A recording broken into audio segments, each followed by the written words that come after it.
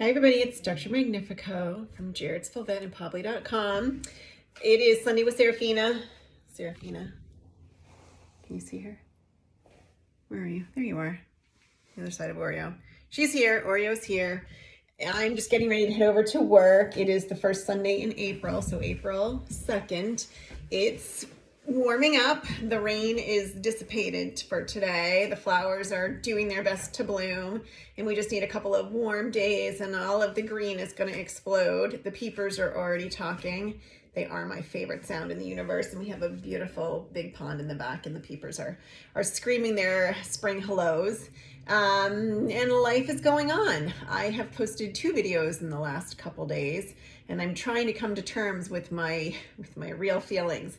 I'm also trying to figure out how to manage the disappointment and dismay that vet med brings, and I'm writing a lot on it. I'm going to post a lot, and as always, I'm gonna keep trying to advocate for all of you guys.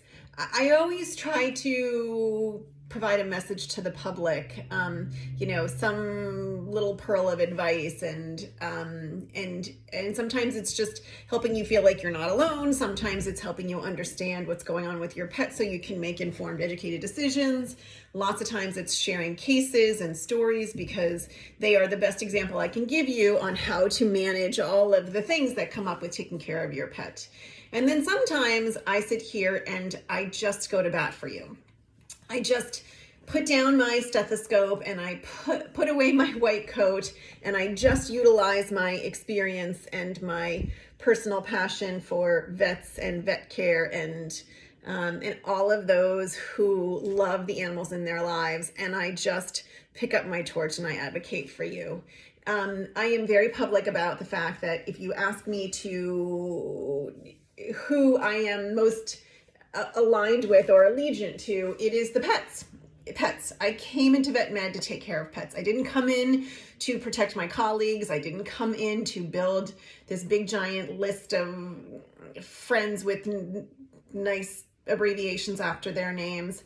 Although I love my profession dearly, if there is an injustice going on, I step up, I speak out, and then I bravely move forward, and then I brace myself for the aftermath. I posted a video the other day because there was another animal being transferred from an ER because they refuse to do things for these people that are really meaningful. They refuse to listen to an owner explain what they're capable of emotionally, physically, financially, and then find a way to move on from there. It is happening across the board. There is a pandemic in vet med that is being motivated by private corporations and venture capitalists to maximize profits as much as they can in the arena of vet med because there are very little rules and almost no recourse. They don't have to offer you all the options.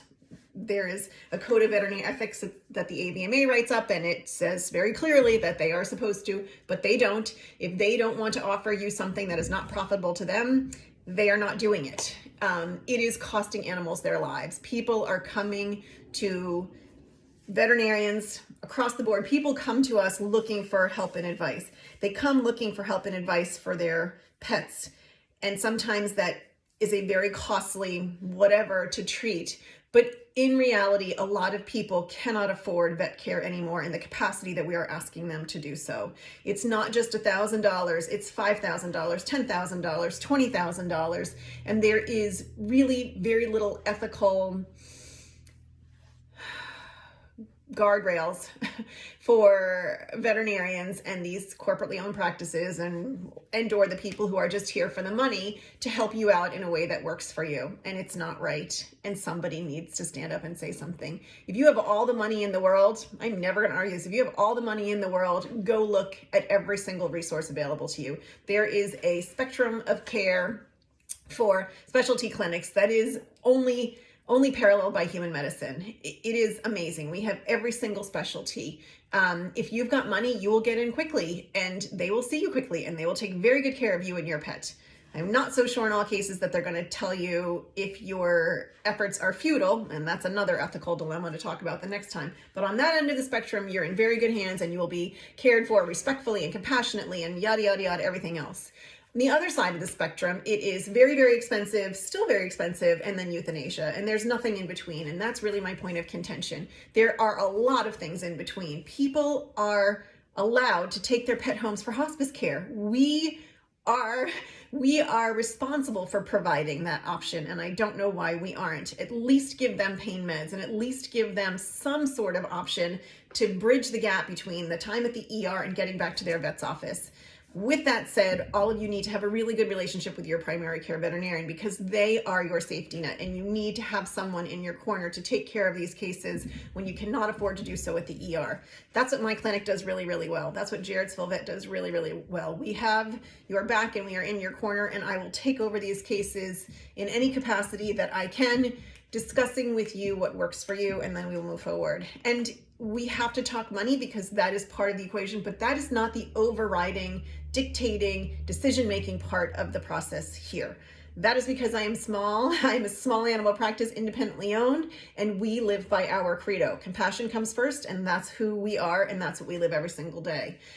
It's getting harder and harder to find veterinarians because they're being attracted to the corporate-owned practices that are giving them $50,000, started $50,000, went to $100,000, then $150,000, and now we're at $250,000 sign-on bonus. I do not have the ability to give someone a $250,000 sign-on bonus. They are worth every single cent of that, but the decisions that we have to make based on that sign-on bonus, another ethical thing to talk about, are not consistent with the message and the brand that I have built here, and therefore it's not something we talk about. I don't talk about maintaining a minimum cost on a minimum invoice charge on every single person that walks in this clinic as a way for me to manage my veterinarian's pay.